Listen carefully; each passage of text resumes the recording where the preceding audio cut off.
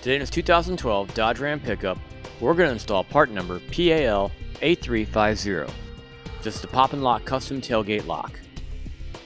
The great thing about this lock is that it wires into your factory power lock system, so when you're locking your truck, you're also locking your tailgate.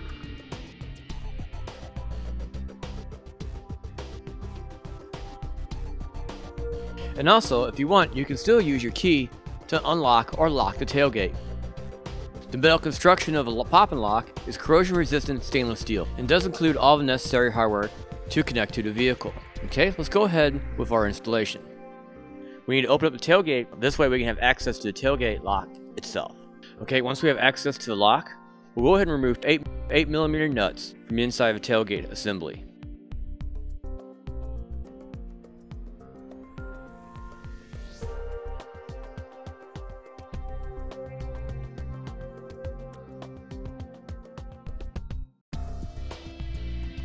We'll go ahead and remove our panel for our tailgate. Okay, once we have access to the lock, we'll go ahead and remove two 8mm nuts from the inside of the tailgate assembly.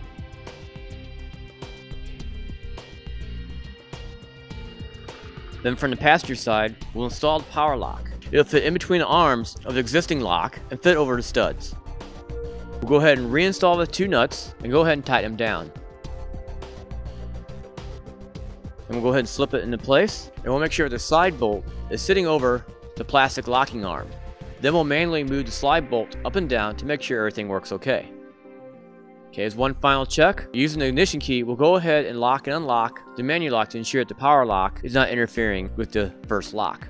Okay, now we gotta run our wire harness from our actuator inside the tailgate to the outside. We'll go ahead and hook two wires together using the bullet connectors already installed. We'll attach blue to blue, then brown to green. Then we'll go ahead and round out an access hole to the bottom of the tailgate. To help us do that, we're using a short piece of Airline tubing. We'll use it to pull it through. Then we'll go ahead and route it along some existing wiring and then down and underneath the tailgate to eventually run it down to the driver's side frame rail. Now we'll go ahead and plug our long harness into our short harness.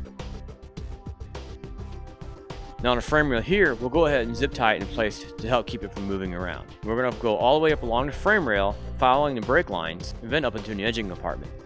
Then we'll go ahead and reach down and pull up the wire harness up by the battery.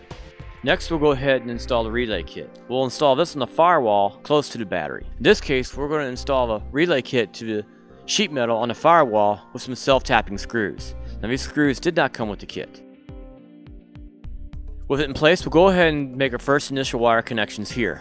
We'll connect the colors blue to blue and green to brown. Now we need to run our wires to the inside of the vehicle. Now there's a plastic insert on the firewall that we'll drill out. In this case, we're using a 9/16 drill bit so we can slide our connectors through.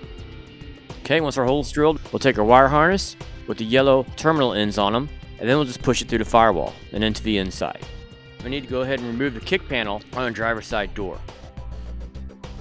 Then there's a piece of insulation that we have to loosen up as well. Now we need to go ahead and find the wires we need to tap into in the truck's wire harness. Next, we'll go ahead and pull out two wires, tan with a white stripe and tan with a green stripe. Then we need to install blue connector taps on each wire. Once we have those installed, we'll go ahead and slide on the purple and gray connectors over the blue connector taps. Now a color code is not provided, but once we check for operation, if it's reversed, we'll need to reverse these leads. We'll go ahead and connect our wires to our battery. Our black wire will go to ground.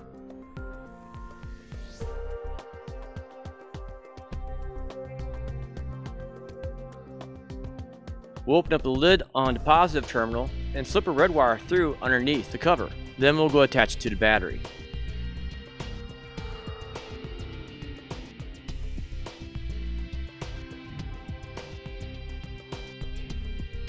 As it turns out, with our luck, the wires are backwards, so we had to switch the two around. So our wires that are on the kick panel on the inside, we just simply reversed them. And now our pop and lock works properly. So at this point, we can go ahead and reinstall our panel for our tailgate. We'll go ahead and secure our wires inside the dash and reinstall the kick panel on the driver's side door. Alright, to help seal up our hole through the firewall, we'll go ahead and use some loom material to help take up the gap. We'll tape it to our wire and then put it through the hole. We're using part number 459075-1 for the loom material that we're using. We'll seal it up as best we can with electrical tape and then go back at it with some sealant around the edge. Okay, with our wires zip tied, everything works. That'll finish it for our install, part number PAL8350 from Pop and Lock on our 2012 Dodge Ram pickup.